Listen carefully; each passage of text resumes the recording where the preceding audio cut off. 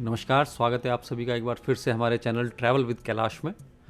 और जयपुर ट्रिप के इस अंतिम दिन आज हम अपने होटल से चेक आउट करके चोखा पंजाब से अपने अगले डेस्टिनेशन पे चलेंगे आमेर फोर्ट।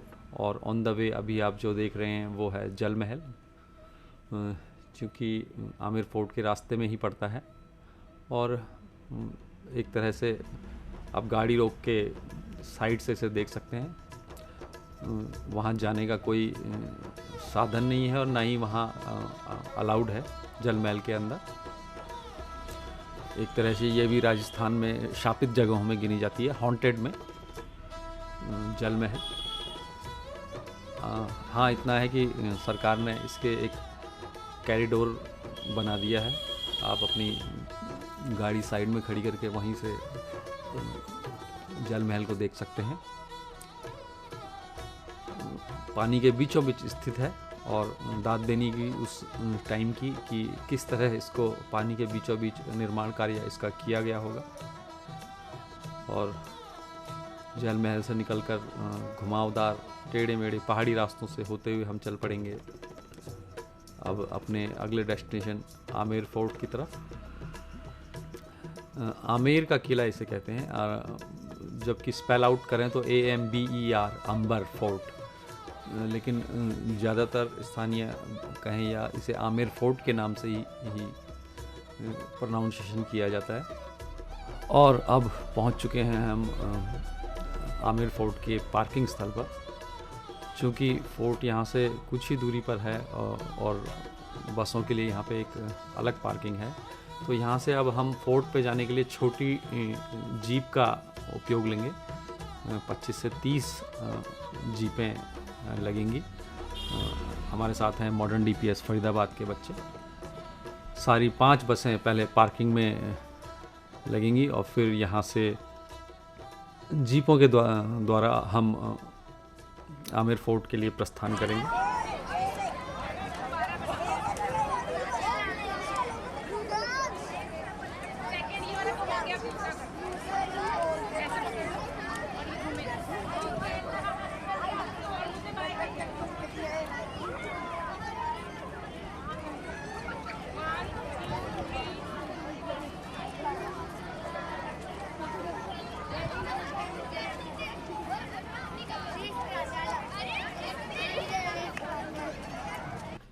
जी, तो यहाँ से अब हम चल पड़े हैं आमेर फोर्ट की तरफ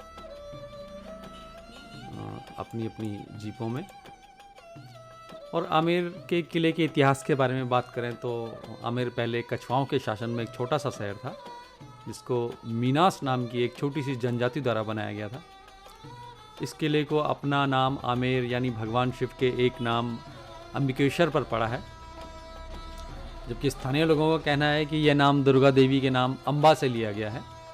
पुराने समय में धुंधर के रूप में प्रसिद्ध इस शहर पर 11वीं शताब्दी के दौरान कछवाओं का शासन रहा था। 1592 ईस्वी में राजा मानसिंह ने किले का निर्माण किया और अगले 150 वर्षों तक उनके उत्तराधिकारियों ने इस किले का विस्तार और नवीनीकरण का काम किया। इससे पहले इस जगह का नाम कदीमी महल था, जो भारत का सबसे पुराना महल है। इस महल में उनकी संरक्षक देवी शीला माता को समर्पित एक छोटा मंदिर भी है, जिसको राजा मानसिंह द्वारा बनाया गया था।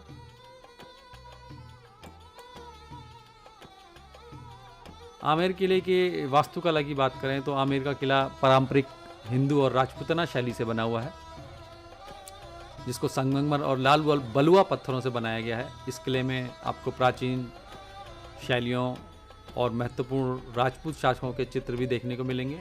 17वीं शताब्दी में प्रसिद्ध राजा मानसिंह द्वारा निर्मित आमेर का किला जयपुर का एक आभूषण है, जो अपनी सुंदर वास्तुकला और समृद्ध इतिहास के लिए प्रसिद्ध है। लेकिन आज भी किले की कई घटनाओं और तथ्यों को स्पष्ट नहीं किया जा सका है। जो आमेर का किला रहस्य बना हुआ है। इस महल के बारे में कहा जाता है कि राजा मानसिंह का खजाना छिपा हुआ है, लेकिन इस बात की आज तक प्रमाणिक पुष्टि नहीं की जा सकी है। लेकिन स्थानीय लोगों के अनुसार इस बात का दावा किया जाता रहा है। एक और रहस्यमय तथ्य इसके निर्माण की अवधि को लेकर सामने आता है। इतिहासकारों के अनुसार दावा किया जाता है कि आमेर के किले के निर्माण में 100 सालों का समय लगा, लेकिन ये समय अभी भी अस्पष्ट है कि इस महल के निर्माण में कितने वर्ष लगे। इसके अलावा भी महल से जुड़े कई अनसुलझी रहस्य हैं। महल के परिसरों की बात करें तो नाम आता है दीवाने आम। जैसा कि नाम से ही पता चलता है, आम लोगों का एक काल है। दीवाने आम इस किले का दूसरा स्तर बनाता है और तीनों तरफ से खुला हुआ है। सुख निवास, जो कि दीवाने आम के पास ही स्थित है। सुख निवास चंदन और हाथी दांत से बना है। बताया जाता है इस जगह का इस्तेमाल राजा अपनी रानियों के साथ समय बिताने के लिए करते थे, जिसकी वजह से इसको सुख निवास भी कहा जाता है।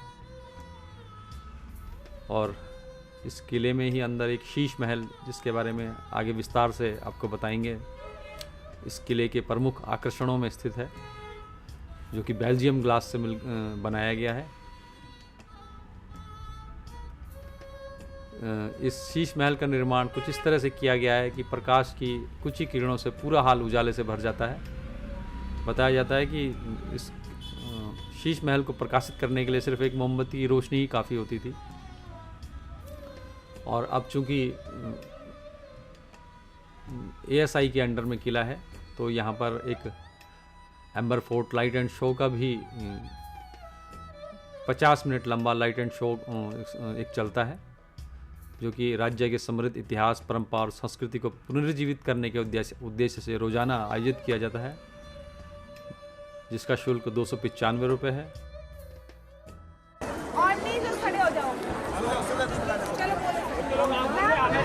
ठीक है, जो जाना जाता है मानसिंह के नाम से, मानसिंह अकबर का सेनापति, और वैसे हैं तो ये जोधाबाई का भाई का। आप लोग खड़े हैं दीवाने आम में, तो आम पब्लिक आती थी राजा से मिलने के लिए। दरबार लगता आपके पीछे, वहाँ राजा बैठते, साइड में मिनिस्टर लोग। रानियाँ कहाँ बैठेंगी? रानियाँ ऊपर वहाँ जाली के पीछे, ताकि कोई उनका चेहरा नहीं देख सके। पर्दे में रखते थे रानियों को। वो तरीका वो था, उसे सामने की तरफ दरवाजा, उसको बोलते हैं गणेश पोल मीन्स बड़ा दरवाजा। वहाँ देखो गणेश जी का पिक्चर बना है। 400 साल पुराना पेंटिंग है उस जमाने का, जो कि नेचुरल कलर, फलों और सब्जी के कलर से बना है, केमिकल कलर नहीं है, इसलिए आपको ठीक है। इसके अंदर जाएंगे तो देखेंगे दीवाने खास, जिसके अंदर शीश महल, इंडिया का सबसे बड़ा और पहला मिरर पैलेस, जो कि बेल्जियम ग्लास से बनाया जयसिंह फर्स्ट, ठीक है। और दीवाने आम के बाद अब हम हैं दीवाने खास में जी, जो कि अपने शीश महल के लिए सामने ही आप देख पा रहे हैं प्रसिद्ध है, और इसे सुख निवास भी कहते हैं, अपने इस हरे भरे गार्डन की वजह से। तो आइए अब आपको आमेर किले का सबसे खूबसूरत महल यानी कि शीश महल दिखाता हूँ, जिसको जय मंदिर नाम से भी जाना जाता है। तो ये पूरा महल शीशों का उपयोग करके बनाया गया है, इसलिए इसको कहा जाता है शीश महल। इसके बाहर में चारों तरफ पर्दे लगाए जाते थे, और पर्दे लगाने के लिए आप देखेंगे यहाँ मार्बल के अंदर बड़े बड़े छेद दिए गए हैं। यहीं पर बने आयरन हुक्स में गर्मियों के समय में खसखस लगाया जाता था, जिसको पानी से भिगोया जाता था, जिससे कि इस शीश महल का वातावरण ठंडा हो जाया करता था। उस जमाने में पूरी दुनिया को ग्लास बेचने वाला देश हुआ करता था बेल्जियम। तो राजा जय सिंह ने 1634 में यानी कि 1634 में बेल्जियम से ग्लास मंगवाए, और फिर उन्होंने यहीं के लोकल कारीगरों की मदद से इस खूबसूरत शीश महल का निर्माण करवाया। यहाँ पर आप छत के ऊपर जो डिजाइन देख रहे हैं, उसमें जो गोल्डन लाइन दिखाई दे रही है, वो सारा रियल गोल्ड है। ये छत पर सारा कारपेट डिजाइन है, और इसमें आप देखेंगे स्टोन की कटिंग करके यहाँ छोटे छोटे शीशों को फिट किया गया है। यहाँ फर्श पर जितना भी मार्बल लगा हुआ है, इसको जोड़ने के लिए कोई भी चूना, मिट्टी या पत्थर का प्रयोग नहीं किया गया है। तो मैं बता देता हूँ कि यहाँ लगे हुए मार्बल को आयरन नेल्स यानी कि लोहे की कीलों से जोड़ा गया है। सर्दियों के समय में इस शीश महल को बेडरूम की तरह इस्तेमाल किया जाता था, और यहाँ पर मशालें जलाई जाती थी। यहाँ जितने भी ग्लास आपको नजर आएंगे, ये कॉनकेव ग्लास हैं, जिनमें सिल्वर की पॉलिश की गई है। मशालों की रोशनी जब इन शीशों पर पड़ती थी, तो यहाँ जो रिफ्लेक्शन पैदा होता था, वो देखने लायक हुआ करता था। तो राजा जय सिंह की एक रानी का बेडरूम इस शीश महल के दाईं तरफ में है और दूसरी रानी का बेडरूम बाईं ओर में बनाया गया था। इस शीश महल का ये जो बीच वाला हिस्सा है ये कॉमन हॉल हुआ करता था। राजा अपने खास मेहमानों से मीटिंग भी किया करते थे, इसीलिए इस शीश महल को दीवाने खास का सबसे अहम हिस्सा माना जाता है। इस कॉमन हॉल के अंदर जितने भी शीशे लगे हैं वो सारे रंग बिरंगे शीशे हैं। तो दीपक और मशाल की रोशनी से ये पूरा हॉल रंग बिरंगी रोशनी से जगमगाया करता था। वैसे तो भारत में कई इमारतों में शीश महल देखने के लिए मिल जाएंगे, लेकिन आपकी जानकारी के लिए मैं बता देता हूँ कि ये भारत का ही नहीं बल्कि दुनिया का सबसे बड़ा शीश महल है।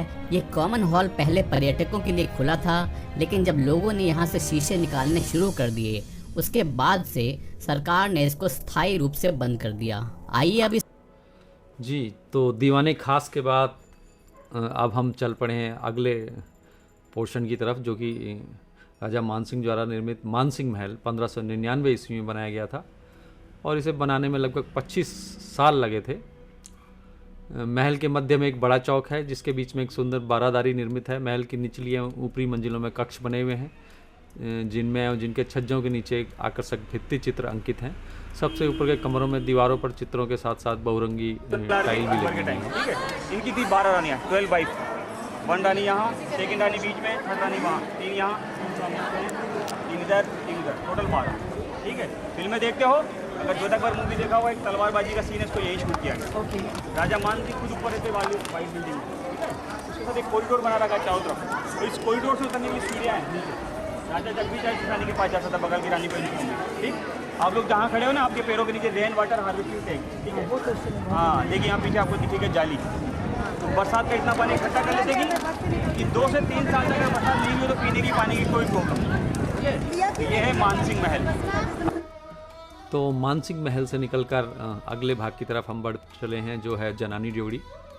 महल के इस भाग में राज परिवार की महिलाओं का निवास स्थान हुआ करता था, जिसमें राजमाताओं और रानियों के अतिरिक्त उनकी सेविकाएं भी रहा करती थी। राजमाताओं और रानियों के पास प्राय बड़ी बड़ी जागीरें और स्वामित्व हुआ करता था, जिनका संचालन यहीं से होता था। प्रमुख रानियों में रानी श्रृंगारदे कनकावत, कांगड़ा की रानी महादेवी कटोच, राजा मानसिंह की रानियां एवं रानी चंद्रावती मिर्जा राजा सिंह की रानी थी। रानी श्रृंगारदे कनकावत द्वारा अपने पुत्र जगत सिंह की स्मृति में आमेर का प्रसिद्ध जगत शिरोमणि मंदिर बनवाया गया था। रानी महादेवी कटोच ने पुरी उड़ीसा स्थित जगन्नाथ मंदिर के तोरण द्वार भी बनवाए थे। तो इसे कहते थे जनानी ड्योढ़ी। यहाँ से निकलकर हम अब महल के एग्ज़िट पॉइंट की तरफ बढ़ते जा रहे हैं। यहीं पर ही कुछ शॉपिंग से संबंधित दुकानें भी हैं और ये उस ज़माने में यदि किसी तरह का भोग या प्रसाद बनता होगा तो सोचिए इस कढ़ाई की विशालता से अंदाज़ा लगाइए। और उस ज़माने से संबंधित चीज़ें जगह जगह रखी हुई हैं। और रेन वाटर हार्वेस्टिंग का बहुत ही शानदार दीवाने आम का टांका, यानी वाटर स्टोरेज टैंक ऑफ दीवाने आम, कि किस तरह से पूरे बरसात के पानी को एकत्रित करके महल में एक विशेष स्थान पर पहुंचाया जाता था, जो कि रेन वाटर हार्वेस्टिंग जिसे कहते हैं। आज के ज़माने में अपने एग्ज़िट पॉइंट की तरफ बढ़ते हुए, और एग्ज़िट पॉइंट पर आने के बाद बड़ा महसूस हुआ कि उसके बगल से ही इंट्रेंस पॉइंट है। तो एक तरह से जहाँ से हम इंट्रेंस हुए थे ये सामने इंट्रेंस है, और इसके बगल में जो आप देख रहे हैं ये एग्ज़िट पॉइंट है। सीढ़ियों से चढ़कर किले में हमने प्रवेश लिया था और बगल से ही उतरते हुए अब चल पड़े हैं।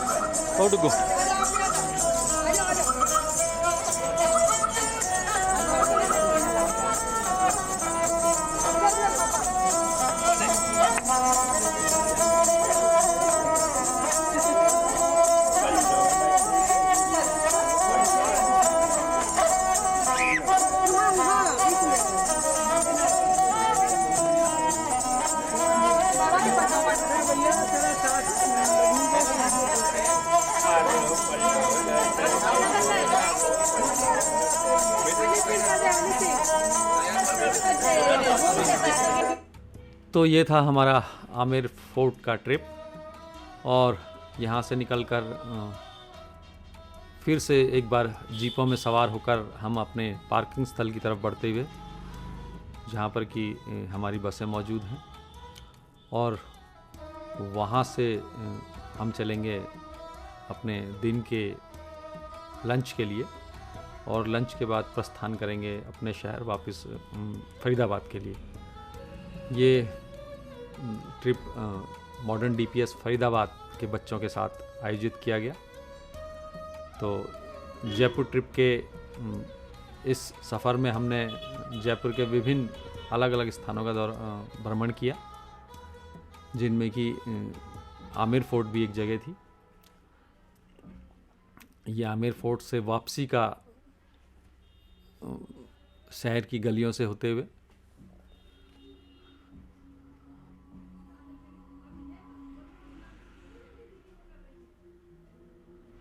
और सामने देख रहे मंदिर से आप अंदाज़ा लगा सकते हैं कि शैली जो है वही प्राचीन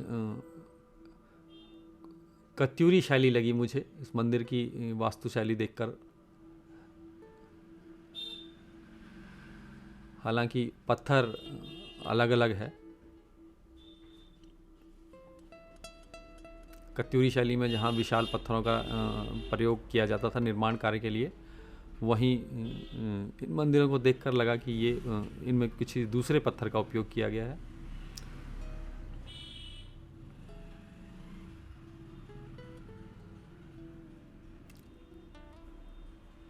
और कभी जयपुर आप यदि आएँ तो ये एक जयपुर भ्रमण के लिए लोकल द्वारा एक डबल डेकर बस, यहाँ से हम वापसी के प्रस्थान के लिए अपने फरीदाबाद शहर के लिए। और जयपुर ट्रिप के इस भाग को यहीं अंत करने का समय आ गया है। सीरीज़ कैसे लगी आपने कमेंट करके ज़रूर बताएं। हमारा फरीदाबाद पहुंचने का अनुमानित समय रात के 8 से 9 बजे के बीच है। निर्भर करता है कि सफ़र में रास्ते में किस तरह की भीड़ भाड़ मिलेगी। अभी हमारा अनुमानित समय जो है वो 8 से 9 का। सीरीज़ देखने के लिए धन्यवाद।